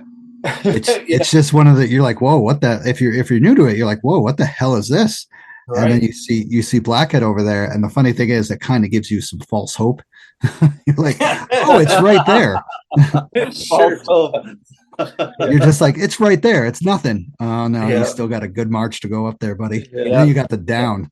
And the thing with the escarpment trail too is there's like 20 stars on the map. There's like 20 vistas along that trail. So you're basically like, there's like one amazing viewpoint per mile. Totally. Wow. And if you do it in early spring or after leaf off in the fall before winter moves in, it's like you get views. You get, what's remarkable about that trail is you get views into the Hudson Valley and into the Catskills. So you're right on the edge. You kind of look left and right, and it's like two different worlds. It's really cool. Yeah. It's a really cool. You got the whole population of the Hudson Valley there, just people and all the villages along the river. And then you look into the Catskills, and it's, wilderness with some small communities. So like you can also it's one of the, I think it's one of the best backpacking trails in the Catskills. It's an amazing backpacking trip. I think the best way, I love doing it in a day, but the best way to enjoy the escarpment trail is to do it over 2 nights, 3 days. Yeah. Backpacking it. And a lot of stuff on the escarpment trail that people don't, maybe not even thinking of, at least for me, I think about it when I do it, is the history of the escarpment trail. The Devil's Path has some history along the way, but the escarpment, you're walking from one historical site to another, and it's really cool to see the past come alive along the escarpment. When you're coming up Windham, you go through those plantations of Norway spruce that were planted during the CCC era. After the Depression. And to think that Windham High Peak was once also a farm and also leveled for crops. Yeah. And not many people think that high could be happened, but they tried. They definitely tried. There was farming up there. You follow Old Farm Road. The trail goes along Old Farm Road right after you come out of the first stand of plantation. Yeah. Bump after bump after bump. It's so nice. View after view after view. That's what kind of keeps you going. If you don't have a view, you still have different points that are amazing, and you got a plane crash right in the middle of it. So so you got the plantations on Windham, and then you got Batavia Kill area, and then on the other side of Blackhead, Dutcher Notch was a road that went through there that came up from the valley. The plane crash going up Stopple, the Catskill Mountain House site, and all of South Mountain was Hotel Cotterskill, and the trail just weaves its way all around all of that stuff. Yeah, super cool. So let's there's another area around there that I like to do a traverse as well. So the Blackhead Range with Windham High Peak. So you can make this into a lollipop, but I like to do a traverse because I don't want to road walk that far back. It's a pain in the ass. Or you can bushwhack. You can bushwhack somewhat, but that'll be a little crazy. So this one goes from Peck Road to Barnum Road. So basically you can do it in 1 day. It's 14 miles, 3,700 feet of gain. If you want to continue that, it's a mile or two of road walk with only one car, 4 high peak, beautiful views without, beautiful walks through different amazing forest. One of my favorite sections, the section that I have to maintain, is the Camel's Hump to Thomas Cole area. That just, I don't know. It has something in my heart for some reason. Well, that ridge line, that walk from Camel's Hump along that ridge line to Thomas Cole, it's like one of the most unique areas in the Catskills. You don't really see that vegetation and that species of plants all combined together anywhere else. Right. Because they got the balsams, they got the tall grass, they got different stupid freaking thick prickers that I have to take care of. Yep, we appreciate your efforts on that because it's nothing worse than walking through those and screaming. Bloody murder. The top of Camel's Hump has, the top of Camel's Hump is right at that boreal forest line. And so the boreal forest, if people don't know, is like the evergreen line you see on the tops of a lot of our mountains. And Camel's Hump is right at that line. So there's one evergreen on the top of Camel's Hump, as we call it, the Catskills Christmas tree. The Christmas tree. Yeah. Most famous tree in the Catskills, basically. We gotta. I know it's Leave No Trace, but somebody's got to decorate that for Christmas because that we did. That's a tough one. We did it once with like solar lights. I'm guessing solar lights and edible bird Christmas ornaments. So cute, awesome, man. And then went back up on New Year's Day and took it all down. Yeah. See, amazing. So once again, that hike has a crazy ascent up Blackhead Mountain, and then of course going down to the Layman's Notch is pretty brutal and stuff back up, but it's not that bad. And going from Thomas Cole all the way to Bonham Road, I gotta admit, is some of the best built trails in the Catskills, because that Camel's Hump to Barnum Road's got some crappy spots, but going down from there has awesome switchbacks, has awesome walks through. Yeah, it's beautiful. But what do you guys think about the Blackhead Range? I love the Blackhead Range. It's a great traverse. If you do it from, like you said, Peck Road, or if you do it, from Big Hollow, it's a great snowshoe to do it as a traverse. Though I will add in, going up Blackhead from the northeast, in the wintertime can be very treacherous, especially going down. So if anyone's doing that side in the winter, really have, carry crampons with you and rope, because depending on the conditions, it's always in the shade over there, and water. If you hike it in the summer, it's constant water running down the trail, dripping. And in the wintertime, it becomes a frozen waterfall. Yeah. Unless there's a ton of snow packed in there and it's, freeze thaw, and it's really thick and you can like dig in with your microspikes. I've been there with it when it was just ice, and I was halfway up in crampons with rope, and I'm like, maybe this isn't such a good idea. Like, what am I doing? And I turned around and looked behind me and went, oh no, I'm not going back down that. Yeah. I kept going up. Yeah. It's I think one of the most dangerous winter spots on trail on the Catskills. Absolutely. Correct. Yeah, I think I had a previous episode that I talked about that the east side of Blackhead is the most treacherous spot in the Catskills, because it's just like you said, no sun, always running water. Even if you get a nice snowshoe trail, water will run down that and create an ice chute. You'll basically be doing a luge. If you slip there, and we've all done it, like, you skid a little bit on ice and you plop on your butt, you just go. Like, there's no slowing down. Yep. Greg, what about you, sir? I think that's a beautiful horseshoe traverse. It's definitely a fun one. I like the Peck Road area going up from there. That start right there up to the Elm Ridge Lean-To is like where the Elm Ridge Lean-To is. It's just a really cool section of forest. Yep. The way it's set up on that ledge, that's got some. You can tell it was quarried a little bit. Oh yeah. Yep. Yeah, it's just a really cool. That's just a cool section of forest right there.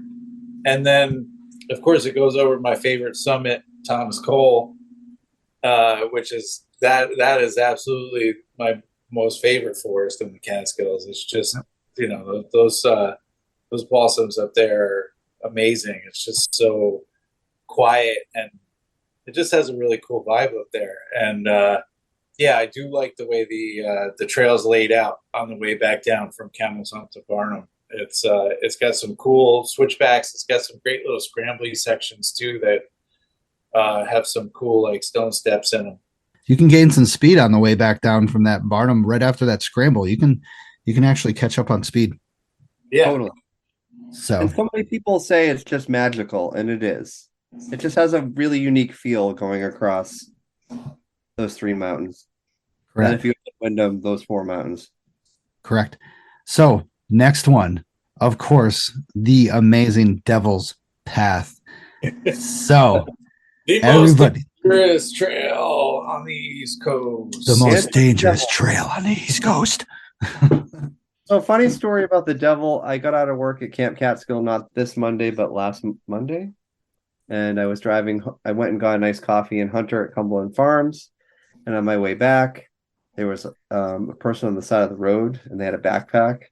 And as I drove by, they had their thumb out, and they just looked desperate. And I was like, I saw them too quick to. I thought they were just walking, and then they had that look, so I spun around and spun around again, and I pulled up. I'm like, "Where are you headed?" And they're like, "Do you know Predator Road?" I'm like, "Oh, I got you. Get in." So they were doing the Devil, and they bailed at Stony Clove Notch. It was just too much. Oh, So they were trying to get back to their vehicle. crazy. And as if everyone knows, 214, there's no cell service. Correct. Yeah. So Devil's Path, 24.6 miles, as they say. Everybody has different, of course, these miles, everybody has different miles. Almost 10,000 feet of elevation gain, said to be one of the most challenging days hikes in the Northeast and in the U.S. Yep. Views all over, 5 peaks, 7 if you visit Hunter and Southwest Hunter, but you got to add another 5 miles maybe. Very slippery, massive gains and losses.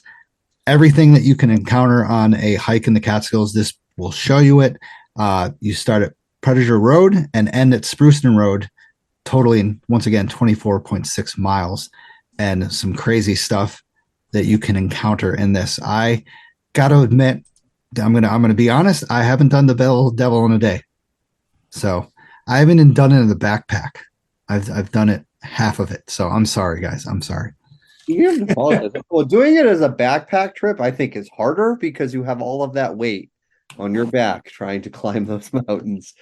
It's a whole different animal when you backpack it. Doing it in a day is just as hard in a different way.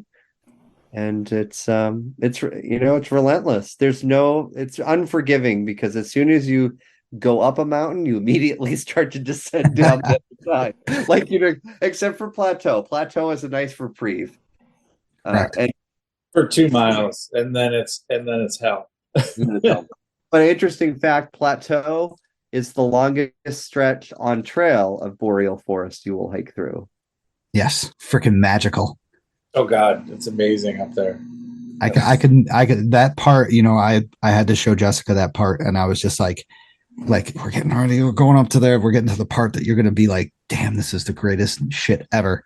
And she was like, wow, does this ever end? I'm just like, I hope not. This is never gonna end. Please don't. But it's really considered the hardest hiking trail on the East Coast, and they're not tall mountains, but they are rugged. They are rugged. And pack a punch. Someone that did that, I threw like the Appalachian Trail, and there's nothing like the Devil's Path on the AT. There's sections that are a little gnarly, but it's just a continuous. But it's amazing. Everybody loves it. Everybody says everything good about that. Like, wow, that was the best time of my life. Wow, the views were incredible. Wow, the gains were insane. Like, It's completely worth the pain. Yep. It absolutely is. I don't know if I would say I don't know if I would agree with that. It's like the most difficult trail or anything like that. It is very technical, but it is. It's all a mental game. Whether you're doing it in a day or backpacking.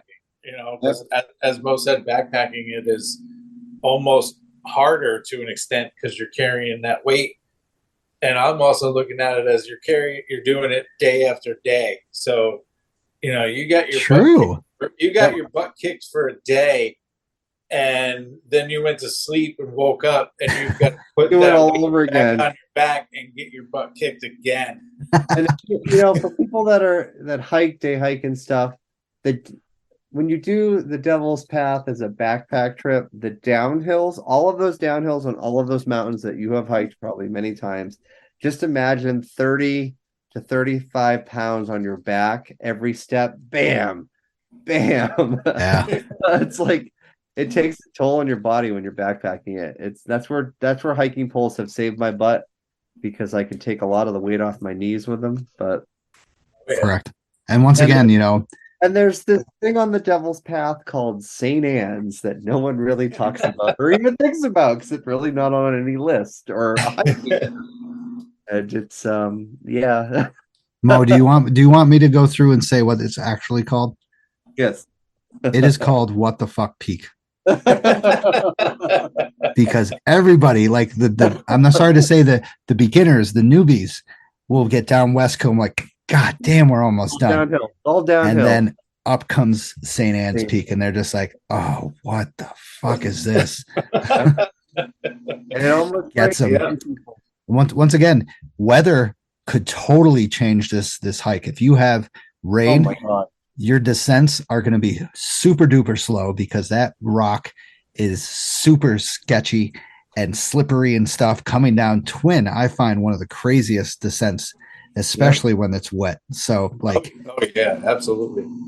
So doing it a day multiple times, it's like wet rocks on the Devil is brutal. Like the downhills are just so slow, because you have to just hold on for dear life, because you don't want to wipe out. If you do the Devil's Path and you happen to time it, and the leaves are falling off the trees, and all the downhills with fresh fallen leaves are just worse than wet rocks, I think. Yeah, just even one of them. Things that you never know what's going to happen. Yeah, I actually recently was able to do it with dry rocks for the first time in years. Just my luck every time I've done this in a day, and it was like night and day. It was like unbelievable. I just kept going, oh my God, these rocks are dry. Wow. Wicked. That's awesome. Yeah. One of the crazy, I mean, I haven't been halfway. I went from Preacher Road to Stony Clove, and then Stony Clove to Spruceton Road. So I haven't done it in a day, but I look forward to doing it sometime in a day. And, coming from you guys who have done it in a day several times, I know that it sounds like an epic adventure. Hopefully my knees won't die out on it. Once again, there's several places to get water as well. Well, not really. It depends on the time of year, and the weather and stuff like that. They do have a spring below plateau in Mink Hollow. I know that we're right outside of the lean-to. That's usually flowing pretty good. That's a nice flowing area. I've never seen that one go dry, so that's definitely a good water source. On the eastern half, that's really the only reliable water source on trail. And in a typical Catskill summer, it's very, very dry to do that as a day. But lately, the last couple of summers, it's been like spring hiking conditions all year. Lots of running water. So it's made it a little easier to have water flowing down the trail. You can just filter as you go. Yeah, definitely. So once again, Devil's Path, craziest hike on the East Coast. And then it should be like, or something like that. I don't know. Do some metal thing. We gotta think of people that are interested. Just Google or research or whatever fastest known time on the Devil's Path, and it's just insane what some of these people have been able to do. Like, I don't even know how it's possible to do that time frame. It's 4 hours. 4 hours. Actually, if you listen. It's 4 or 5 hours is the FKT for it right now. Unbelievable. And that's I can't even fathom moving at that kind of speed. Over 25 miles over this terrain. You guys didn't listen to my last episode, did you? No, did not. Joshua Reed didn't just said it, but he said it a while back. 4 hours and 24 minutes. I just talked to him about it. Oh, nice. Stosh, we're hiking guides. We are in the woods with no cell service. How are we supposed to listen to your podcast? That's true. You're not the guys that I see along the trail that have their headphones in. And I'm just like, what the hell are they doing? You know what's funny? You know, the longer I do this full time, being off the grid most of the day makes it difficult just, you know, with our world now and, you know, phones and technology and social media. It's like I get home and I have like this 2-hour window every day to like do all of this stuff that most people do all day. Yeah. It does make it a challenge running a business and staying connected with people because, you know, Greg and I live in 2023 and then we go into the woods and it's 1880. Yeah. Correct. Or you try to make it like 1880. Exactly. Yeah.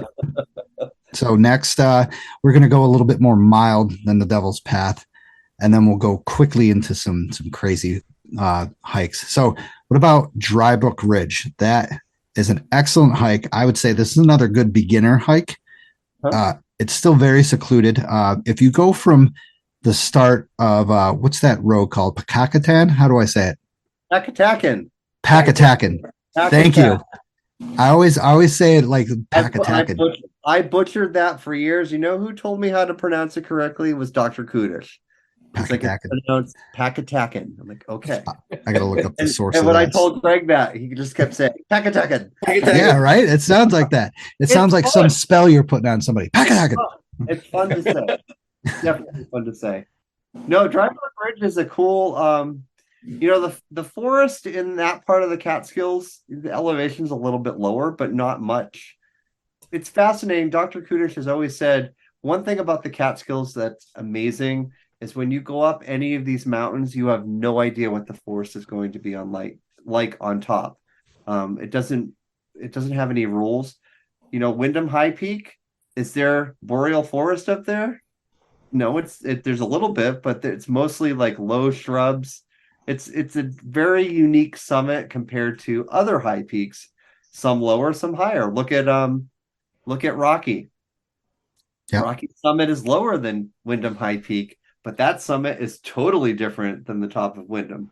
And right. It's fascinating. So Dry Brook Ridge being west, it's still up there in elevation, but it's a lot of beach, a very beach dominant forest, which leads to some really interesting landscape, and you get a unique view along that hike looking west.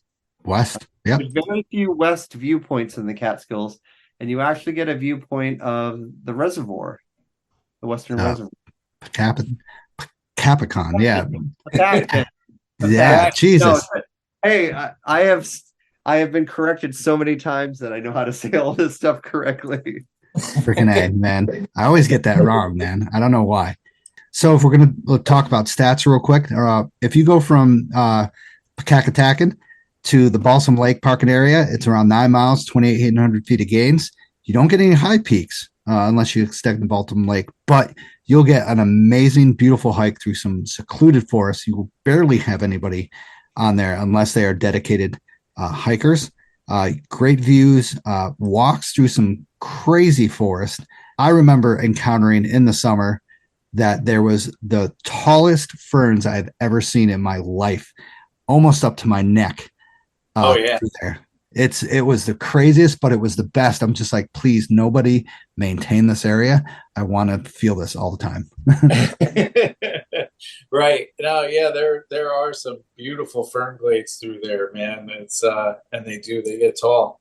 Those are the kind of places I love running into here in the Catskills. Just makes you kind of want to like walk off into it and never come back. Yeah. Right.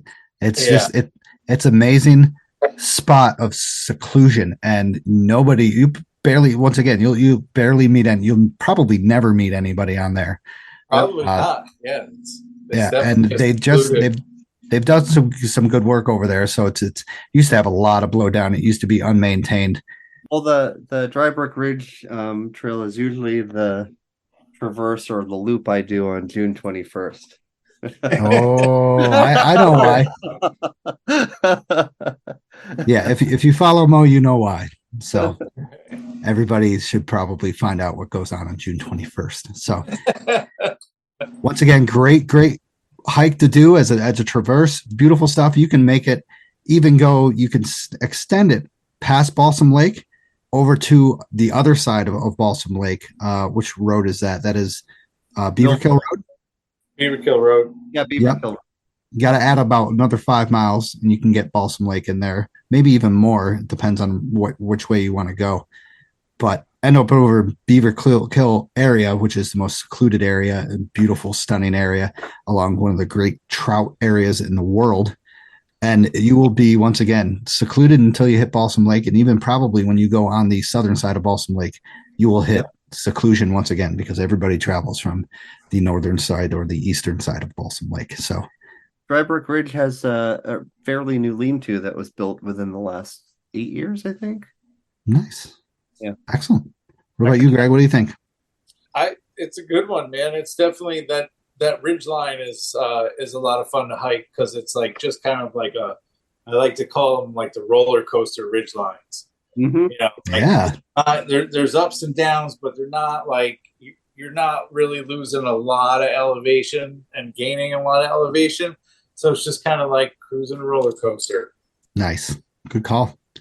Mo, do you have anything else to say? Go. Actually continue that all the way over to Black Bear Road if you want to make a really big traverse. Yep. Yeah, that's over Willowweemak, right? Yeah. Yep. Totally. Yeah, and if you want to make it the only suspension bridge in the Catskills, it's over the Willowweemak. That's over to Willowweemak. That's an awesome suspension bridge. Yeah. Yeah. And the Drybrook Ridge Trail is excellent to do in the month of June. Because again, another spot in the Catskills that has wild azaleas for miles. Nice. Yeah, good point. Good point.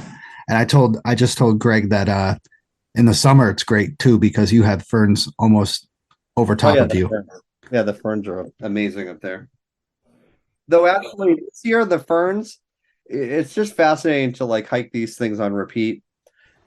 Where we had such a cold May and we had that frost really, really late in May up here, a lot of the ferns on that ridge line got hit. So they're stunted this year and they're not nearly as big as they usually are. That was it was interesting to go, whoa, what happened here? Yeah. Awesome. So once again, that's an easier trip, and you can definitely backpack it. You can make it into an awesome backpacking trip because there's several shelters along the way, nice viewpoints, stuff like that. So we're gonna do 2 more really quick. Yep. We're gonna talk about you guys because you guys have done this. I have never done this because I don't know. I just haven't done this. I haven't had the friends to do it and stuff. So let's talk quickly about the 6. So Friday, Balsam Cap, Rocky Lone, Table, Peekamoose. Yep. Partial bushwhack, partial trail. More of a bushwhack than it is a trail. Start from the Moonhaw. You can either end at Denning Trailhead or the Peekamoose Trailhead. Once again, you got to pay for Peekamoose Trailhead, but that's not a problem. You shouldn't be able to be a problem with that. I do not know the stats or the stuff like that, so you guys can take it away. What do you think? It's about 12 miles. Not bad. From Moonhaw to Peekamoose is around 12 miles. I don't know what the elevation gain is for it. Try to look it up, but I'm looking it up. You talk. Okay. It's mostly all bushwhack, really. If you start from Moonhaw and start tackling it from Friday to Balsam Cap to Rocky to Lone, those are all trailless peaks, although the herd paths have become more prominent and easy to follow. You still do get lost through some sections between like Rocky and Lone. But yeah, it's a great traverse. I think if you're going to attempt it, you should definitely have your navigational skills on point. Otherwise, you're going to wander around in there and it's going to be a really long day. Yeah. So looking at the average of the 7 times I've done it, it comes in at around 3,800 feet of elevation gain. And anywhere between, let's see. And most of that's done up Friday. 12 and a half, Right. 13, 11 and a half. And because it's a bushwhack, depending on how on point you are each time, Right. range, but 12 is a very good average and about 3,800 feet. Yeah. And it takes anywhere between like 7 to 10 hours, depending on how quickly you can maneuver through the bushwhack. But, you know, you go to the heart of the Catskills. That traverse, you are as far from a road as you can be. You're out there. You're definitely out there. You Yeah. get some really interesting views of the Ashokan Reservoir, Devil's Path. Not too many views of Slide though. When you come up from the Neversink through the trees, you get a few viewpoints, but it's pretty amazing stuff out there. It's a really cool, very easy to get lost. Yeah. You know, if you pivot off the herd path and you're not paying attention and you lose the herd path, you're suddenly in the thick of it. Branches aren't broken. You're like, oh dear. Literally, that's what you are at the time. I still have a water. My water bottle is still somewhere out there. Jim Boughton, the can man, calls that area between Balsam Cap and Rocky the swap shop because it's just so thick. Stuff gets pulled out of your pack. Things get pulled off your head. I've lost sunglasses that I felt come off my head, and I went to like look for them immediately, and they were gone. I don't know where they went. If they went up, down, left, right. But yeah, so anytime you go through there, I always find something that's not mine, but somebody else's. Yeah, that section between Balsam Cap and Rocky is probably of the bushwhacks is probably, unless you take a different route up a bushwhack, is still one of the most difficult bushwhacks that you can have because you can just zigzag down and then all of a sudden you're wandering down each other drainage and you're just like, oh yeah, this is fine. When are we going to start gaining again? We should be gaining again. Nope. Oh no, wait. A lot of times the hobble bush grows over the herd path, so the hobble bush is at your knees. You can't see through it, so you don't know where the herd path went. Now you're just aimlessly kind of just going on your compass bearing. That's where you want to know basic compass stuff out there. Because if you happen to be there and it's sunshine and then all of a sudden it becomes a cloudy, foggy day, everywhere you looks north. It all looks the same. It all looks the same. So if you don't know basic compass bearings, you could get really lost and turn around in there. Correct. Yeah. So that was, once again, we didn't go quickly over that because that's something that only the advanced people should do. Definitely the advanced. And then one last one really quick. Something I know that you guys love this hike. I know that Greg loves this hike. They call it the 9. So 9 peaks in one day. Wittenberg, Cornell, Slide, Friday, Balsam Cap, Rocky, Lone, Table, Peekamoose. 19 to 20 miles gain, I don't know. Some of the best bushwhacking that you could do. And 9 peaks in one day. There you go. Well, as you know, people have really narrowed it down to like, all right, if I'm coming up here one day, how much can I get done? And that's a way to get 9 of them done at once. But it's an intense day. No matter where you start, where you end, whether you're on trail, off trail, bushwhacking, not like, no matter where you decide to jump in, it's a long day, a very long day. Yeah, it's definitely a long, intense day. If you're going to do it as a day, if you split it up into 2, it's really enjoyable because you can get up. You do it as a loop from Denning, go over Slide, and set up camp in one of those amazing primitive campsites that's between Slide and Cornell. Yep. You've got your afternoon to kick back and relax, and as the evening sets in, and you get a nice sunset, you've got time to slack pack it over to Cornell and Wittenberg, and then go back to camp to make yourself some dinner. Yep. Then the next day you get up and do the bushwhacks. Yep. Yeah. Yep. So it's pretty good like that. And then if you get out of the bushwhacks and you want to add another night, you are right there at Table Mountain Lean-To, which is an amazing spot to spend the night. It's got a great viewpoint up above the lean-to, and it's a brand new lean-to. I think it's like maybe 2 years old. Totally. Yeah. I would like to say one thing about the 9 and the 6, and this is a trend I've been noticing as being a guide. I'll have a lot of people when they talk about, their list and Lone and Rocky and Friday and Balsam Cap, a lot of times they say to me, I don't know if I can do the 6. And I'm like, why are you asking it in that way? And they're like, isn't that what you do? And I feel like we optimize our time. We're traveling. It's like, all right, if I'm coming to the Catskills, how much can I get done while I'm there? And people will do Hockett and they'll come down, they'll do Rusk, they'll come down. They might even do Cheryl North Dome all in one day. And it's like, if you physically can do it, great. But I just think what's out there is the expectation. If you're doing Friday, Lone, Rocky, if you need those 4, you just do the 6. Like, why wouldn't you do the 6? It just makes sense. You go from car to car. And so people attempt doing that and they're not ready to do that. And they get out and they come out at Peekamoose or Denning and they go, that was horrible. Never again. Horrible, horrible, horrible. What a shame to do those 4 mountains, Friday, Balsam Cap, Lone, and Rocky, and just say it was horrible. Like, they're the most beautiful stretch of woods and so special in there. It's like, why push yourself? And why do we have this out there that people should do the 6? New hikers are saying this to me. I'm like, why do you think you need to do 6 mountains? Well, isn't that what you do? I'm like, well, you can, but I wouldn't recommend it. I would recommend 2 at a time. Do Friday Balsam Cap, maybe go see the plane wreck, and then do Lone and Rocky from the Neversink. How many people have never been in the Neversink because they've done the 6 as their list? Which is a shame. I think it's a shame to miss that. Neversink. I just wanted to say that, like, don't feel what you read online is something you have to do. I've had clients that did every mountain as one hike. They didn't do 2 at a time. They did 1 at a time. Break it up. Have a good time experience in the mountains and totally take your time. You can hustle that if that's your choice, go right ahead. But I like to take my time in the secluded areas at the viewpoints, stuff like that, and experience the different areas and stop and pause. Yes. At those times of when you're like, wow, this is right at the balsams, man. Look at this line right here that shows you where it starts.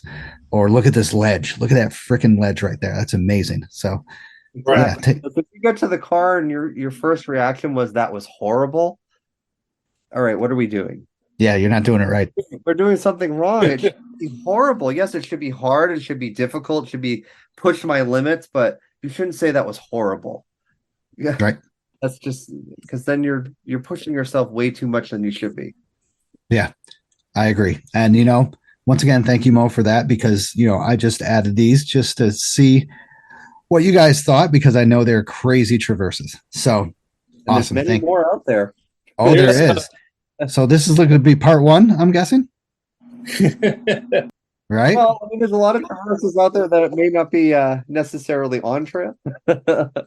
Like people that do Cheryl and North Dome from Mink Hollow to Shaft Road, that's a traverse. True. At point B, over 2 mountains through some rugged terrain. That's a cool traverse. Yeah. So we might have a part 2. Yeah. We can. Rock on. What about the mother of all traverses through the Catskills?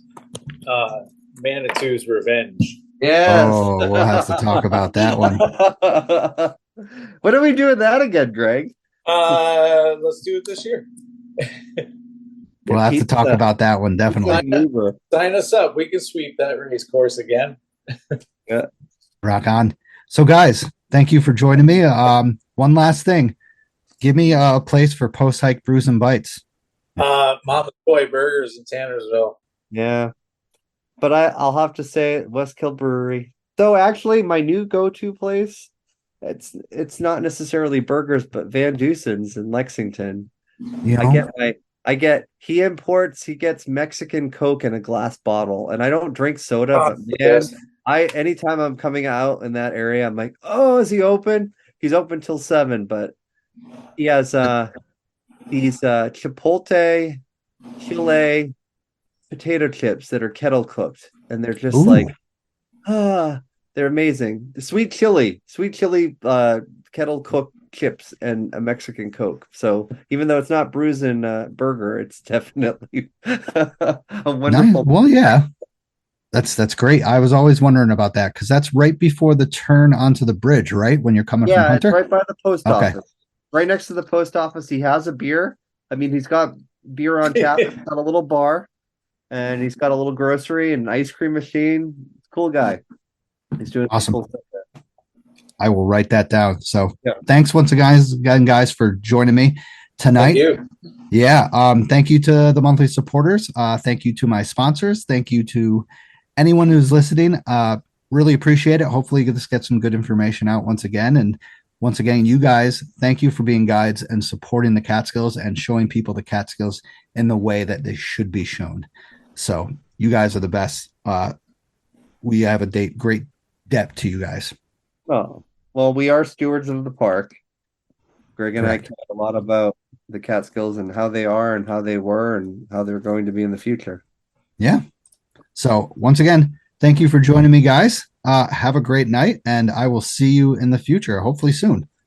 All right, to do the devil in a day. Yes, I will go with you guys definitely, and I'll hopefully get some other friends that could join, but definitely. Sure. All right, have a good night, guys. All right, you too. Bye. Hey guys, I just want to thank you for listening to the show. If you enjoyed the show, subscribe and throw down a smooth review on Spotify, Apple Podcasts, or any podcast platform that you use. You can also check daily updates of the podcast, hikes, hiking memes, and local news on Facebook, Instagram, Twitter, and the official website of the show. Remember this, you just keep on living, man. Livin. Wicked, wicked, wicked.